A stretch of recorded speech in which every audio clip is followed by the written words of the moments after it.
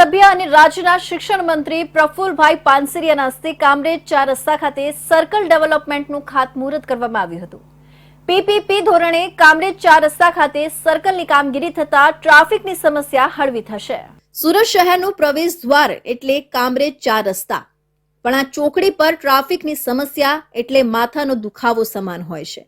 અહીંયા આડેધડ વાહન પાર્કિંગ જેવી સમસ્યા થતા રોંગ સાઈડથી આવતા વાહનોને કારણે અનેક વખત અકસ્માતો પણ થાય છે। તેવામાં સ્થાનિક રહીશોની માંગ હવે પૂરી થવા જઈ રહી છે।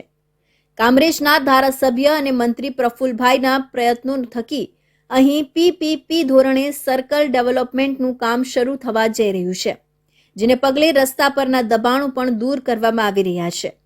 સર્કલની સાથે સાથે આવનાર દિવસોમાં કામરેજ તાલુકામાં વિવિધ અન્ય રોડ રસ્તાઓના નવીનીકરણની પણ કામગીરી કરવામાં આવનાર છે, તેવું પ્રફુલભાઈએ જણાવ્યું હતું।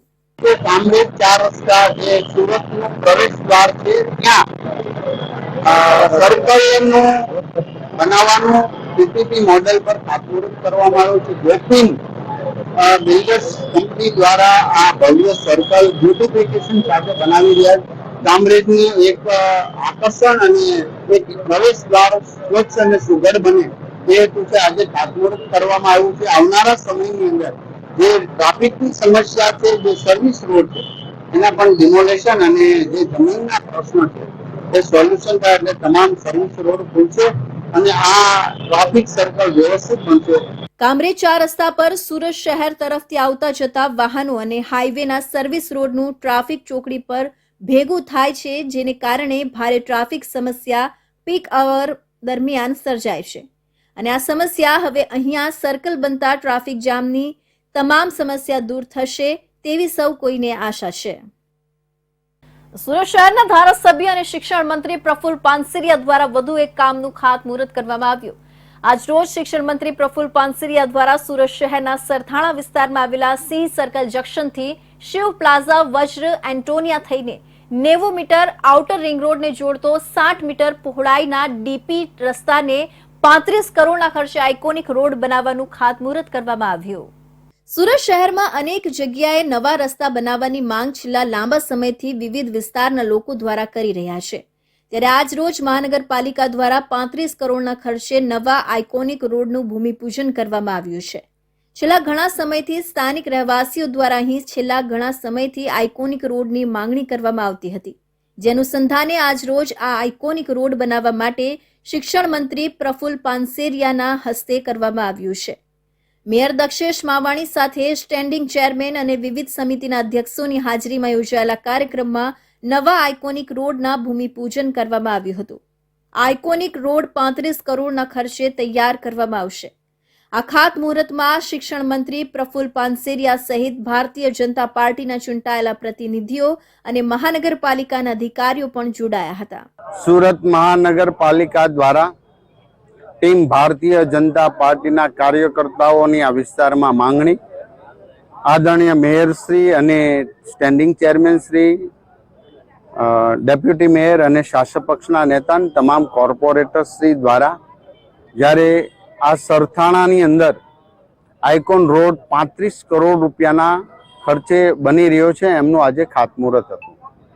અહીંના તમામ કાર્યકર્તાઓની માંગ હતી એ પ્રમાણે ટીમ ભારતીય જનતા પાર્ટીએ અને ટીમ સંગઠન દ્વારા એનું પોઝિટિવ વાત સ્વીકારી આ વિસ્તારને એક ખૂબ સુંદર આઇકોનિક રોડ 35 કરોડનો બનાવવા માટેનું આજે જ્યારે ખાતમુહૂર્ત કર્યું છે। 60 મીટર પહોળાઈ ધરાવતા આ આઇકોનિક રોડ બની જતા આ વિસ્તારમાં રહેતા લોકોની સાથે અહીંયાથી અવર જવર કરતા લોકો માટે આ રોડ આશીર્વાદ સમાન સાબિત થશે અને ટ્રાફિક સમસ્યામાં મોટી રાહત થઈ શકશે। તો તાપી જિલ્લાના સોનગઢ તાલુકામાં આવેલા ગીધમાણી આયા ડુંગર ફરી વિવાદમાં આવ્યો। આ ગીધમાણી ડુંગર પર ખ્રિસ્તી લોકો દ્વારા નિર્મિત કરેલા ગેરકાયદેસર મરિયમ માતાના મંદિરને સરકાર દ્વારા તોડી પાડવાના હુકમ બાદ પણ ત્યાં ખ્રિસ્તી સમાજના ધાર્મિક મેળાને તંત્ર દ્વારા પરમિશન અપાતા સ્થાનિક આદિવાસી સમાજમાં રોષ જોવા મળી રહ્યું છે।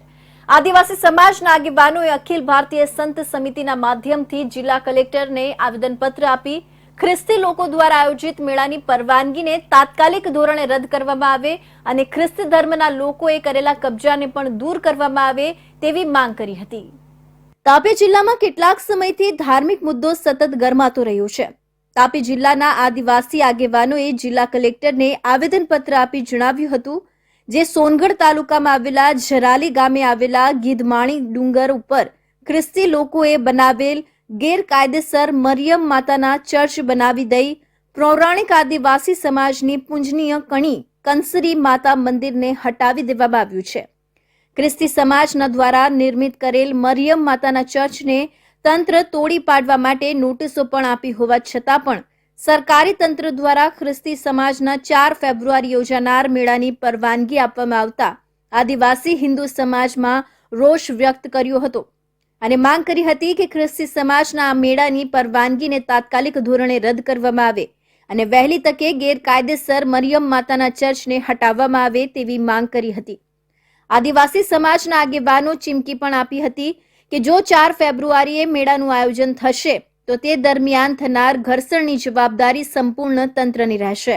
તાપી જિલ્લામાં સોનગઢ તાલુકામાં જે આંબા ઝારલી ગામ છે ત્યાં ગીધમારી ડુંગર આવેલું છે. આ ગીધમારી ડુંગર એ અમારા પૂર્વજોથી ત્યાં કણી કંસરી દેવી એ આયા માતાનું મંદિર સ્થાન છે. કણી કંસારી માતાનું મંદિર છે. ત્યાં ખ્રિસ્તી સમાજના લોકોએ મરિયમ માતાનું ચર્ચ બનાવી દીધું છે અને એના માટે અમે કેટલા સમયથી લડત લડીએ છીએ. ક્યાં ક્યાં આવેદનપત્ર આપ્યા છે, કેટલી બધી રેલીઓ કાઢી છે અને ત્યાર પછી અમને સફળતા એમાં મળી છે અને અમને રાજ્ય સરકાર દ્વારા, કલેક્ટર દ્વારા અને ગ્રામ પંચાયત દ્વારા અહીં ખ્રિસ્તીઓ દ્વારા બનેલું મરિયમ માતાનું મંદિર તોડવા માટેની પરમિશન મળી ગઈ છે અને નોટિસો પણ આપવામાં આવી છે. તેમ છતાં આજ દિન સુધી આ 2024 સુધી આ ત્યાંનું મરિયમ માતાનું મંદિર તેમને તેમ છે. સ્થાનિક વિલાજીભાઈના જણાવ્યા અનુસાર તેઓ ગીધમાણી ડુંગર પર તેઓ વર્ષોથી કણી કંસારી માતાનું મંદિર હતું અને ત્યાં પૂજા અર્ચના કરતા હતા, પણ કેટલાક સમયથી ત્યાં ખ્રિસ્તી લોકોનો બહુમતી વધતા ત્યાં તેઓએ મરિયમ માતાનું ચર્ચ બનાવી દેવામાં આવ્યું છે અને ત્યાં પૂજા અર્ચના કરવા દેવામાં આવતી નથી અને ત્યાં બહુમતી વસ્તી ધરાવનાર ખ્રિસ્તી લોકો દ્વારા તેઓને ધમકાવવામાં આવે છે તેવું તેઓ જણાવી રહ્યા છે. જરાલી ગામની નજીકમાં ગીધમાળી ડુંગર આવેલો છે. એ ડુંગર પર પૌરાણિકથી એટલે પ્રાચીન કાળથી અહીંયા કંસરી માતાનું સ્થાન છે. છેલ્લા કેટલાક વર્ષથી ખ્રિસ્તી લોકોનો સંખ્યાબળ વધી જવાથી દામદૂટી આપીને એ લોકોએ મરિયમ માતાનું ચર્ચ બનાવી દીધેલો છે. ત્યાં હવે પૂજા થવાની અટકી ગયેલું છે. અમારું જે સ્થાન હતું તેને નષ્ટભ્રષ્ટ કરી નાખેલું છે. હવે ત્યાં વિદેશીથી લોકો આવે છે, દર્શન કરે છે. હાલ પણ આ મોટી જાત્રા ભરવાની છે, એમાં પણ વિદેશી લોકો આવવાના છે. મંડળનું એ લોકોનું સોનગઢ તાલુકાનું મંડળ ગામ છે, ત્યાં એ લોકોનું કેન્દ્ર છે. એ બધા ફોરેનના લોકો ત્યાં આવીને એનું સંચાલન કરે છે અને આજુબાજુના લોકો દ્વારા અમારા ગામમાં આદિવાસી હિન્દુને દામડૂટી અપાવીને ત્યાં એ લોકો પોતે મોટા મેળાનું આયોજન કરેલું છે. તાપી જિલ્લામાં વસવાટ કરતા આદિવાસી સમાજના કેટલાક સમયથી ધર્મ પરિવર્તન અને ખ્રિસ્તી લોકોનું સ્થાનિક લોકો સાથે ઘર્ષણની ઘટના અવારનવાર સામે આવતી રહે છે. ત્યારે હવે જોવાનું રહ્યું કે તંત્ર આ વિષયમાં ગંભીરતાપૂર્વક ધ્યાને લઈને શું પગલાં ભરે છે. સુરતમાં આવેલા સમગ્ર ઇન્ડસ્ટ્રીયલ વિસ્તાર સુરત મહાનગરપાલિકા પાસેથી લઈ લેવામાં આવ્યો હોવાથી ડાઇંગ યુનિટો અને કેમિકલ યુનિટોના માલિકો બેફામ બન્યા દેખાઈ રહ્યું છે. હંમેશા કંપની સંચાલકોની બેદરકારીને કારણે અવારનવાર આગ સહિતની હોનારતો સર્જાય છે, પરંતુ જવાબદારો વિરુદ્ધ કોઈ કાર્યવાહી થતી નથી. ગતરોજ સુરતના ભેસ્તાન ખાતે ગોરજીવાલા ઇન્ડસ્ટ્રીમાં પ્લાસ્ટિક બનાવતી ઇન્ડસ્ટ્રીમાં કેમિકલ સ્ટોરેજમાં વહેલી સવારે શોર્ટ સર્કિટના કારણે બ્લાસ્ટ થયો હતો, જેમાં સ્થાનિકમાં પણ ભયનો માહોલ સર્જાયો હતો. શિવ પોલ્યુશન પ્લાસ્ટિક પ્રાઇવેટ લિમિટેડમાં સવારે 3 કર્મીઓ કામ કરી રહ્યા હતા, ત્યારે કેમિકલના ડ્રમ મૂકેલ જગ્યાએ શોર્ટ સર્કિટના કારણે ભયાનક આગ લાગી હતી. ફાયર સેફટીના સાધનો ન હોવાથી આગ પર કાબુ મેળવવામાં ભારે જહેમત પડી હતી. અગાઉ ફાયર વિભાગ દ્વારા આ કંપનીના સંચાલકોને ફાયર સેફટી બાબતે નોટિસ પણ આપવામાં આવી હતી, પરંતુ તેઓ દ્વારા તે નોટિસનો અવગણના કરી બેફામ રીતે યુનિટ ચલાવી રહ્યા હતા. આગ લાગી ત્યારે ફાયર વિભાગ દ્વારા જ્યાં કેમિકલ સ્ટોરેજ હતું ત્યાંનું ગેરકાયદેસર શેડને પાણીનો પ્રવાહ ન પહોંચતા તત્કાલ જેસીબી બોલાવી તોડી પાડ્યો હતો અને ફેક્ટરીની એક દિવાલ પણ તોડવી પડી હતી. ત્યારે આખરે 7 કલાકની જહેમત બાદ ફાયર વિભાગે આગ પર કાબુ મેળવ્યો હતો. ત્યારબાદ સાંજે પણ ફરી આગ લાગી હતી, ત્યારે 1 કલાકે આગ પર કંટ્રોલ મેળવ્યો હતો. શું આ હોનારતમાં આજુબાજુમાં આગ ફેલાઈ હોત અને માનવ વસ્તીમાં કોઈ હોનારત સર્જાઈ હોત તો તેનો જવાબદાર કોણ હોત? સમગ્ર મામલે ફાયર વિભાગ દ્વારા શિવ પોલ્યુશન પ્લાસ્ટિક પ્રાઇવેટ લિમિટેડના સંચાલકો પર કોઈ કડક કાર્યવાહી કરાશે ખરી કે બચાવી લેવાશે, જે આગામી દિવસોમાં જોવાનો વિષય છે. સ્ટેચ્યુ ઓફ યુનિટી વહીવટી તંત્ર અને શૂલ પાણેશ્વર ટ્રસ્ટ દ્વારા નર્મદા નદીના કાંઠે નર્મદા ઘાટ બનાવવામાં આવ્યો છે. આ ઘાટ પર દરરોજ સાંજે માં નર્મદાની વિશેષ મહાઆરતીનું આયોજન કરવામાં આવે છે.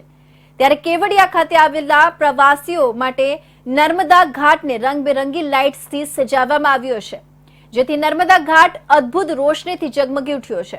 મહાઆરતીની સાથોસાથ નર્મદાના કાંઠે ભવ્ય લેઝર વોટર શોનું પણ દરરોજ આયોજન કરવામાં આવે છે. ઉત્તર પ્રદેશના વારાણસીના ગંગા ઘાટની થીમ પર ગુજરાતના કેવડિયા નજીક ગોરા ખાતે 14 કરોડથી વધુ રૂપિયાના ખર્ચે નર્મદા ઘાટ તૈયાર થઈ ચૂક્યો છે. આ ઘાટ પર દરરોજ મહાઆરતી કરવામાં આવે છે. શ્રદ્ધાળુઓ નર્મદા નદીના ઘાટ પર સુરક્ષિત રીતે સ્નાન કરી ધન્યતા અનુભવે છે. વારાણસી અને હરિદ્વારમાં જે ગંગા ઘાટ છે, એવો જ નર્મદા ઘાટ સ્ટેચ્યુ ઓફ યુનિટી વિસ્તારમાં બને એવી વડાપ્રધાને પરિકલ્પના કરી હતી, જ્યાં બેસીને ભક્તો નર્મદા સ્નાન કરી શકે. દરરોજ નર્મદા મૈયાની આરતી થાય અને નર્મદા સ્નાન માટે આવતા સાધુ સંતો માટે એકદમ સુરક્ષિત સ્થાન હોય. સરદાર સરોવરથી ગરુડેશ્વર વિયર ડેમ સુધી 12 કિલોમીટરનું વિશાળ સરોવર બનાવ્યા બાદ ક્રૂઝ બોટ સેવા પ્રવાસીઓ માટે શરૂ કરવામાં આવી છે, જે શ્રદ્ધાળુઓ માટે ખુશીની વાત છે. આ ઘાટ 131 મીટર લાંબો અને 47 મીટર પહોળો છે. ગોરા શૂલ પાણેશ્વર મંદિર પાસે નર્મદા ઘાટ બનાવવામાં આવ્યો છે. શૂલ પાણેશ્વર મંદિરથી સીધા ઘાટ પર જવા માટે રસ્તો પણ બનાવવામાં આવ્યો છે. ત્યારે હવે આ રસ્તાને રંગબેરંગી લાઇટોની રોશનીથી ઝગમગ કરવાની કામગીરીને આખરી ઓપ આપવામાં આવી રહ્યો છે. સ્ટેચ્યુ ઓફ યુનિટી દ્વારા શૂલ પાણેશ્વર મંદિરની સામે અને એના સાનિધ્યમાં ગોરા ઘાટ પર જ્યાં ભવ્ય લાઇટો, ફુવારા, લેઝર શો અને અન્ય અદ્ભુત નયનરમ્ય નજારો તૈયાર કરવામાં આવ્યો છે. પ્રવાસીઓને એક અલગ જ નજારો જોવા મળ્યો છે. આ નજારો પ્રવાસીઓને દરરોજ જોવા મળશે. ખાસ આ આરતીમાં એકતા મહિલા મંડળની આદિવાસી મહિલાઓ દ્વારા બનાવવામાં આવેલા પ્રસાદનું વિતરણ કરવામાં આવે છે.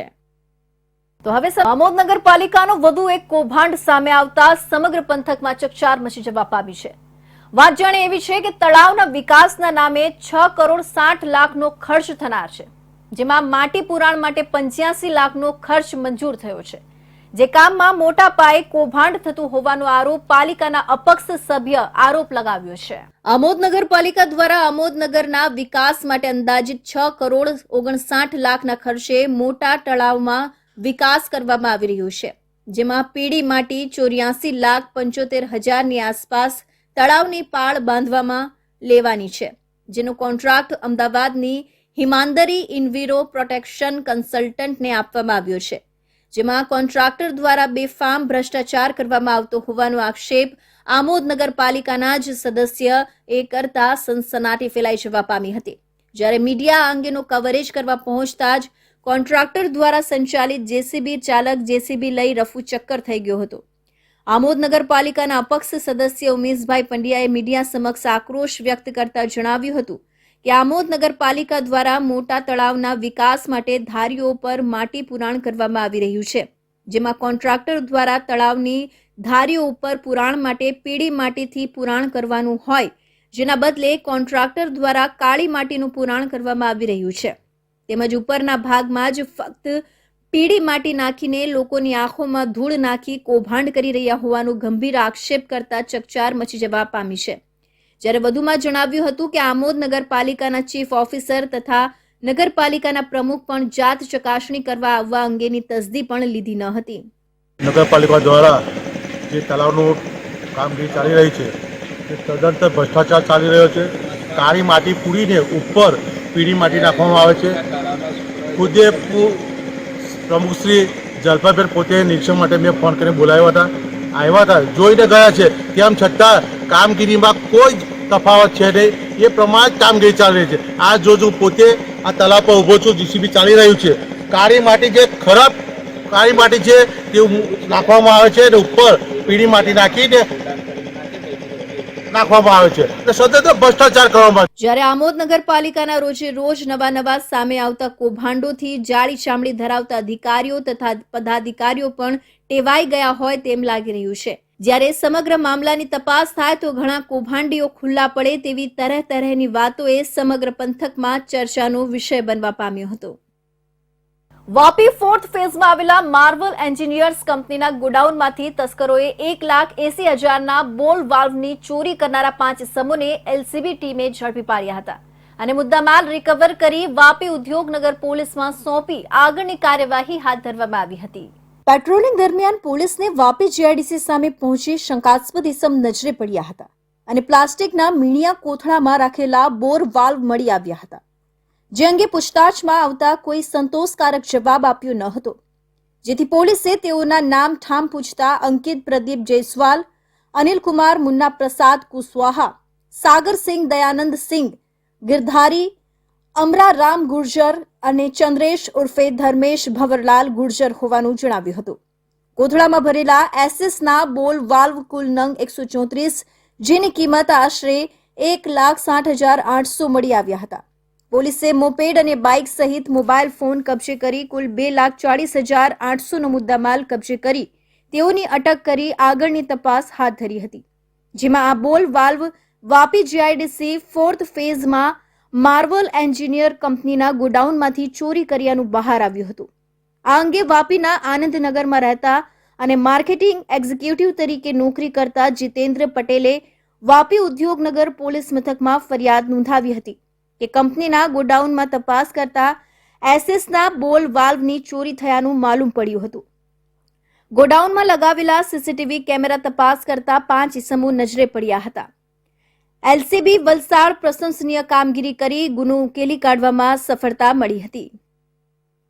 આમ તો દક્ષિણ ગુજરાતમાં સુગર મિલો ખેડૂતો માટે જીવાદોરી સમાન સાબિત થઈ છે, પરંતુ આ જ દક્ષિણ ગુજરાતમાં અણધડ વહીવટના કારણે માંડવી અને વ્યારા સુગર બંધ થઈ હતી. આવું જ કંઈક હવે ઓલપાડ કાંઠા સુગરમાં જોવા મળી રહ્યું છે. આ કાંઠા સુગરની હાલની હાલત બાણસૈયા પર સૂતેલા ભીષ્મા પિતામાં જેવી છે. કાંઠા સુગરના કારભારીઓએ ભવિષ્યની ચિંતા કર્યા વગર અણધડ વહીવટ કર્યો અને આજે કાંઠા સુગર બંધ થવાના આરે આવી ઊભી છે. સુગર મિલને કરોડોનું દેવું થઈ જતા સુગર સાથે જોડાયેલા ખેડૂતો, કામદારો, મંડળીઓ, કોન્ટ્રાક્ટરોની હાલત દયનીય બની ગઈ છે, કેમ કે તેમના સુગરમાં ફસાયેલા નાણાં પરત આવશે કે કેમ એની કોઈ ગેરંટી આપવાવાળું દેખાતું નથી. ઓલપાડ કાંઠા સુગરના ચેરમેને અંગત કારણસર રાજીનામું ધરી દેતા હવે સુગર સાથે જોડાયેલા લોકો ગૂંગળામણ અનુભવી રહ્યા છે. ઓલપાડ કાંઠા સુગર શરૂ થઈ ત્યારથી આજ દિન સુધી સુગરનો પારદર્શક વહીવટ હોવાના દાવા કરાતા આવ્યા છે. જો પારદર્શક વહીવટ સુગર મિલમાં કરાતો હતો તો પછી ઓલપાડ કાંઠા સુગર દેવામાં કેમ ગઈ? આ સવાલ ખેડૂતો, સભાસદ અને ડિરેક્ટરો પૂછે એ પહેલા ચેરમેન કિરીટ પટેલે રાજીનામું ધરી દીધું. હવે જવાબદારી ઉપપ્રમુખ બાલુભાઈ પટેલ પર આવી. કાંઠા સુગરના ઉપપ્રમુખ બાલુભાઈએ 2 વખત વ્યવસ્થાપક કમિટીની મીટિંગ બોલાવી, જેમાં ચેરમેનનું રાજીનામું નામંજૂર કરી દીધું. પણ ખેડૂતોએ કાંઠા સુગરમાં શેરડી નાખી એના રૂપિયા કામદાર અને કોન્ટ્રાક્ટરના નીકળતા રૂપિયા કોણ આપશે જેવા સવાલો પૂછવાનું શરૂ કર્યું. સભાસદો અને ડિરેક્ટરોએ એટલે ઉપપ્રમુખ છાના પગે પોતાની ચેમ્બરમાંથી ચાલતી પકડી અને ચેમ્બરમાં બેઠેલા ડિરેક્ટરો અને ખેડૂતો બૂમ પાડતા રહ્યા, ઉપપ્રમુખને બોલાવો. પણ ઉપપ્રમુખ સાહેબ તો ગાયબ થઈ ગયા હતા. એટલે ચેમ્બરમાં હાજર એમડીને સવાલો શરૂ થયા. એક મુસ્લિમ ખેડૂત તો દવાખાનાની ફાઇલ લઈ આવ્યો અને કહે, સાહેબ મારો દીકરો હોસ્પિટલમાં સારવાર હેઠળ છે, મને મારા પૈસા આપો, મને આંખે દેખાતું નથી, હું ધક્કા ખાઈ થાકી ગયો છું. આ વાત સાંભળી અન્ય લોકોની આંખ પણ ભીની થઈ ગઈ. બીજા ખેડૂતે કહ્યું, સાહેબ તમારી ચેમ્બરમાં દવા પી જવા મને મારા શેરડીના નીકળતા રૂપિયા આપો, પૈસા વગર ઘરે પણ જવાશે નહીં. કેટલા વીઘા જમીનમાં શેરડી 2 વીઘા જમીન છે ને 2 વીઘામાં શેરડી બનાવેલી છે. કેટલા ટન શેરડી સુગરમાં નાખી? 25 ટન શેરડી સુગરમાં આપેલી છે કાંઠા વિસ્તારમાં. હવે એ પૈસા લેવા તમે આવો શું કહે છે સુગર સંચાલકો? પૈસા લેવા અમે આવીએ તો અમને વાયદો કરે બેંકમાં તમારા પૈસા જમા થઈ જશે. કેટલા ટકા? બેંકમાં મેં 3 થી 4% ખાધા. આ પૈસા જો તમને નહીં મળે તો તમારા પરિવારની શું હાલત થાય? આ પૈસા નહીં મળે તો સાહેબ દેવું કરેલું છે, પછી દેવા વાળાને આપવાનો જવાબ આપવાનો અઘરો પડે. મારે શું આશા છે આ લોકો પાસે? આ લોકો પૈસાની આશા શું છે? પૈસાની આશામાં કઈ લાગતું નથી, એ લોકો બેંકમાં લાગશે, કારણ કે મહિનો ઉપર તો થઈ ગયો ને ધક્કા ખવાડે છે. ઓલપાડ કાંઠા સુગર ખાતે વ્યવસ્થાપક કમિટીની બીજી મીટિંગ બોલાવવામાં આવી હતી, જેમાં ઉપપ્રમુખ બાલુભાઈ પટેલ, કાંઠા સુગરના એમડી, ડિરેક્ટરો હાજર રહ્યા હતા. પરંતુ કાંઠા સુગરને લઈ ડિરેક્ટરો અને ખેડૂતોએ સવાલો પૂછતા મામલો થોડીવાર ગૂંચવાયો હતો. પત્રકારોને બહાર રહેવા સૂચના આપવામાં આવી હતી, પરંતુ ખેડૂતો અને સભાસદોએ તેનો ઉગ્ર વિરોધ કરી પત્રકારોની હાજરીમાં જવાબ આપો, તમે બોલાવીને ફરી જાઓ છો, લેખિતમાં જવાબ આપો એવી માંગ કરી હતી. પણ મામલો ગરમાતા ઉપપ્રમુખ છાના પગે ચેમ્બર છોડીને નીકળી ગયા હતા. ત્યારબાદ ડિરેક્ટરો અને સભાસદોએ સુગરના એમડી પ્રદીપભાઈ પાસે જવાબ માંગતા પ્રદીપભાઈ મૂંઝવણમાં મુકાઈ ગયા હતા અને અંતે જે સુગર મિલના સંચાલકોના પક્ષમાં બોલતા ડિરેક્ટરે પણ અકળાઈ સુગરની હાલત મુદ્દે ન્યાયિક તપાસની માંગ કરી હતી. પરિશ્રમ એ જ પારસમણી. આ યુક્તિને વાપીના ઔદ્યોગિક વિસ્તારમાં કંપની ચલાવતા એક કંપની સંચાલકે સાર્થક કરી છે. વર્ષો પહેલા યુવા અવસ્થામાં નોકરીએ લાગેલા યુવકે શેઠ પાસે રોજના ₹1 પગાર વધારો માંગતા શેઠે પગાર વધારી આપ્યો ન હતો અને અંતે તેઓએ નોકરી છોડી પોતાના રીતે જ સ્વતંત્ર વ્યવસાય શરૂ કર્યો અને સફળ થયા. વલસાડ જિલ્લાની ઔદ્યોગિક નગરી વાપીના જીઆઈડીસી વિસ્તારમાં ટેક એન્જિનિયરિંગની કંપની ચલાવતા આ છે ચંપકલાલ મગનલાલ પટેલ.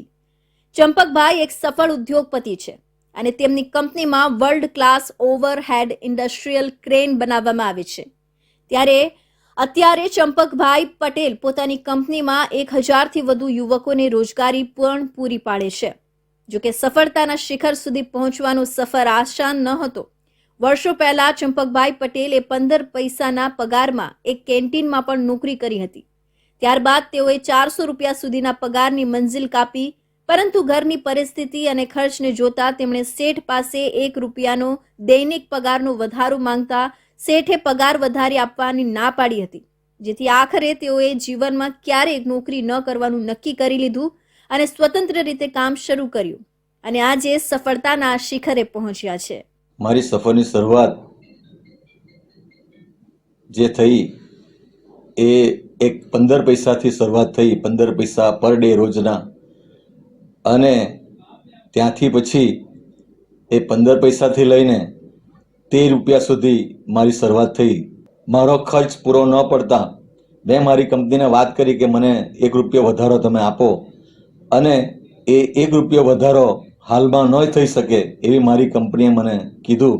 એ સમયે પછી મેં મારા શેઠને કીધું કે ભાઈ હું નોકરી છોડી દઈશ.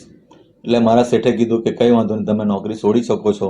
ચંપકલાલ પટેલની કંપની અત્યારે ન માત્ર ભારતમાં પરંતુ દુનિયાના 10 દેશોમાં ઓવરહેડ ઇન્ડસ્ટ્રીયલ ક્રેન સપ્લાય કરે છે અને વાર્ષિક કરોડો રૂપિયાનું ટર્નઓવર કરે છે. જોકે તેમને સફળતાના શિખર સુધી પહોંચવા અનેક મુશ્કેલીનો સામનો પણ કરવો પડ્યો હતો. વર્ષ 1954માં વલસાડ જિલ્લાના પારડી તાલુકામાં આવતા બરઈ ગામમાં એક ગરીબ પરિવારને ત્યાં ચંપકભાઈ મગનભાઈ પટેલનો જન્મ થયો હતો. તેઓ 5મા ધોરણમાં અભ્યાસ કરી રહ્યા હતા. એ વખતે પિતાની તબિયત નાદુરસ્ત થતા પરિવારના ભરણ પોષણની જવાબદારી આવી પડી હતી, જેથી તેઓ માત્ર 15 પૈસાના પગારે કંપનીમાં નોકરી પર લાગ્યા હતા અને રોજના 15 પૈસાથી તેઓ મહિને ₹400ના પગાર સુધી પહોંચ્યા હતા. જોકે ₹400માં પરિવારનું ભરણ પોષણ નહીં થતા આખરે તેઓએ શેઠ પાસે દૈનિક ₹1ના પગાર વધારાની માંગ કરી હતી. જોકે શેઠે પગાર વધારવા અસમર્થતા દર્શાવતા તેઓએ નોકરી છોડી અને પોતાની રીતે જ વ્યવસાય શરૂ કર્યો હતો.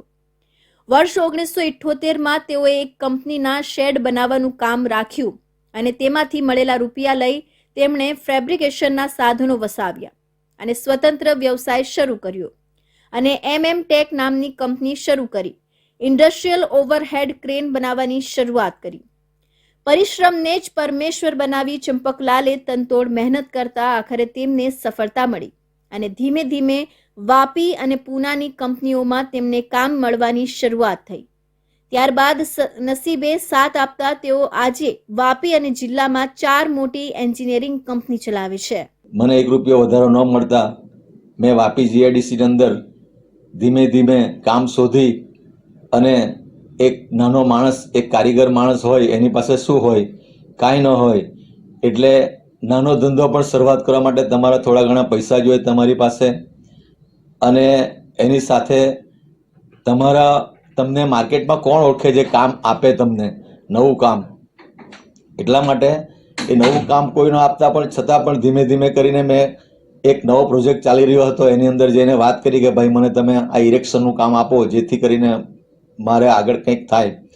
અને એ ઇરેક્શનનું કામ પછી મેં લીધું અને ઇરેક્શનનું કામની શરૂઆત કરી ને એની અંદર જે 15 દિવસનું કામ હતું એ તનતોડ મહેનત કરી અને 15 દિવસનું કામ મેં લગભગ 7 દિવસમાં પૂરું કર્યું અને ત્યાંથી મારી શરૂઆત થઈ.